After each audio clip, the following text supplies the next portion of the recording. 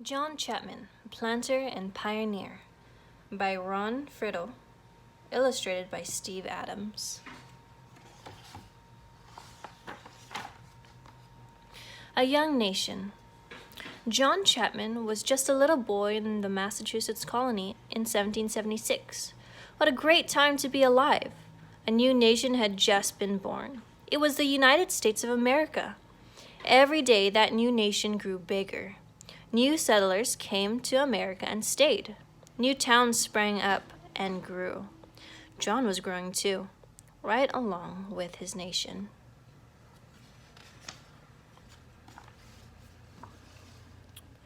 One morning he took a long walk. John liked wild places best. He walked deep into the wilderness. He loved the way the plants grew so thick and tangled. He loved how the wild animals hopped and flew this way and that. Out here, a young man like me can stretch and grow, Johnny said. The wilderness is where I belong. And so he would stay right there. Now, John thought, what shall I do out here? I will plant trees, he said. Hundreds of apple trees. Of all wild plants, he loved apple trees best. And that is what John did. He planted so many apple trees that people stopped calling him John Chapman. Now they called him Johnny Appleseed.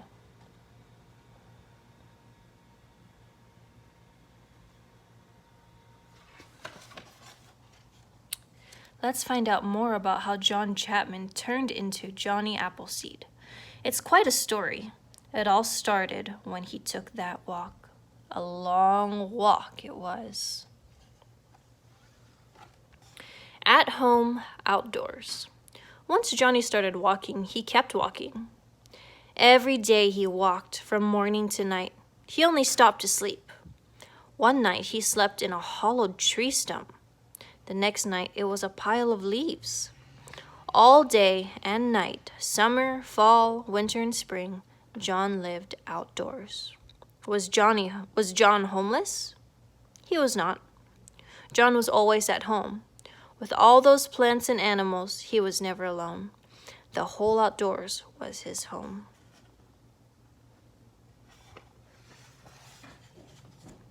He loved sleeping with the moon and the stars above and a fire to warm him. And for food, well, he had lots of wild fruit and vegetables. John would not go hungry. Sometimes John had visitors. Did a man really live out here all by himself? What these visitors saw amazed them. His coat was a coffee sack with 3 holes. One was to poke his head through. The other were 2 for his arms.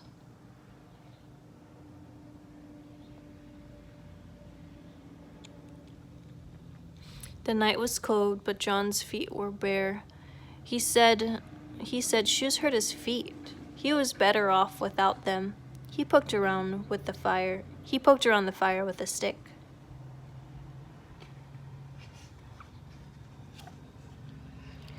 He rolled out some steaming potatoes and onions for dinner.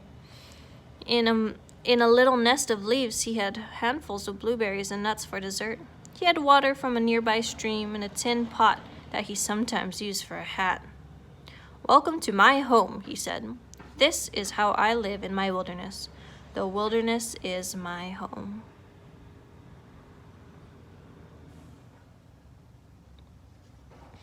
From apples to Appleseed.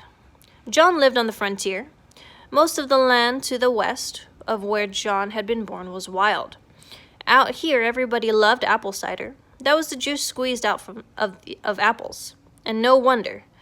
Besides water, there was hardly anything else to drink out on the wild frontier.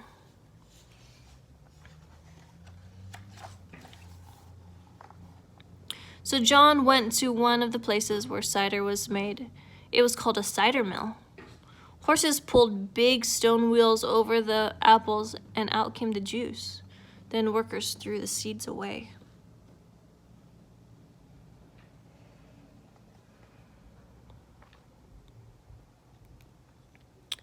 Apple seeds are where apples come from. Plant an apple seed. Wait a long while. What do you get? With sun and rain, you get an apple tree. Plant 100 seeds, and what do you get? 100 trees. So John collected hundreds of seeds. Now he could plant those apple trees. But where would he plant them?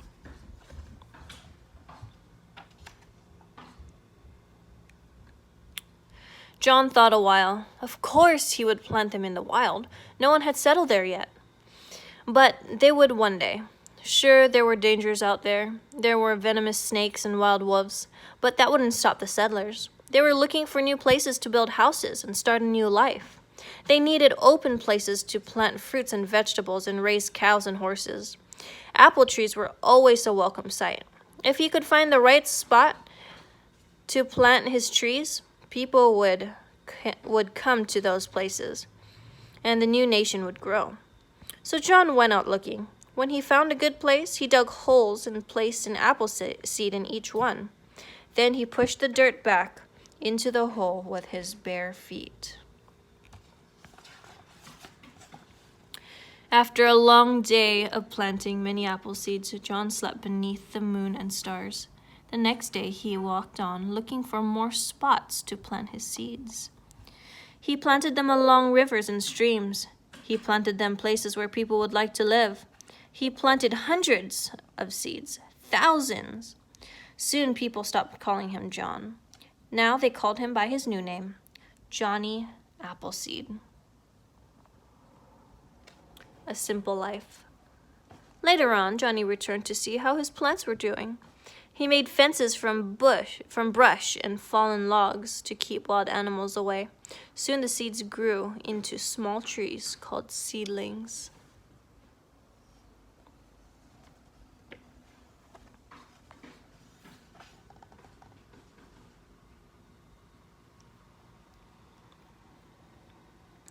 By the time new settlers came along, they found apple trees right there waiting for them.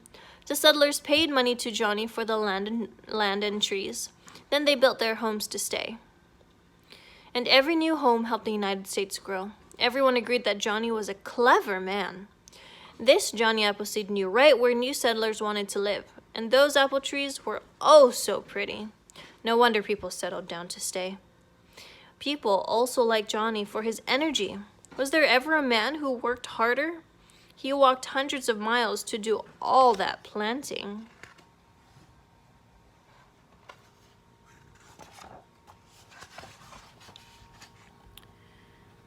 He was one of the first planters to bring apple trees to many states, including Ohio, Indiana, Illinois, and Pennsylvania. Johnny owned lots of land and even made some money. And what did Johnny do with his money? Did he build a big house and sit back and relax? He did not. Johnny Appleseed's home was still the great outdoors. He ate wild fruits and vegetables. He still built fires to cook his food and keep him warm. He still slept out beneath the moon and stars. And why not? Nature kept giving Johnny all he needed to live his simple life.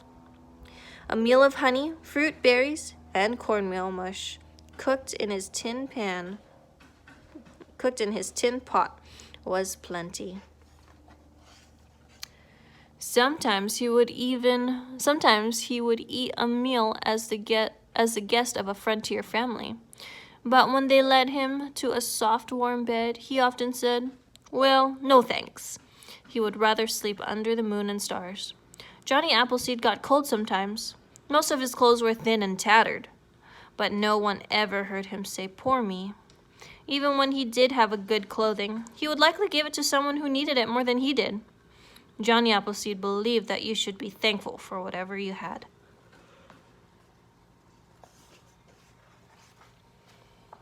A legend is born.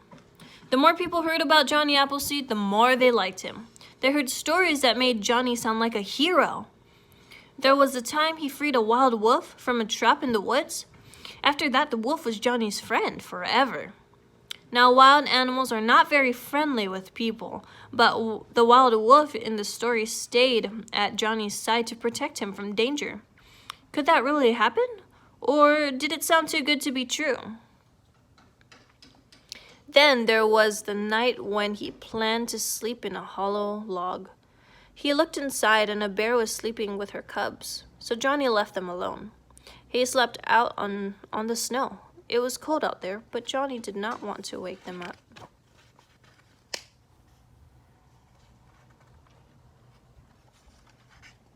And there was a time Johnny saw the sparks from his fire were killing mosquitoes. So Johnny put out the fire. Even the smallest of creatures should not be harmed, he said.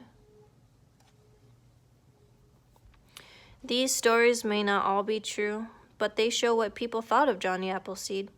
They heard that he was kind to animals, so in their stories they made him super kind. So kind that a wild wolf would stay at his side. Maybe the story was too good to be true, but that was how people wanted to remember Johnny. They also knew that he was strong and full of energy, so they told stories that made him sound like a Superman. In one story, he could chop wood twice as fast as any man. In another, he could walk for miles barefoot on frozen rivers. And he once jumped so high that it took him a whole day to come back down to earth.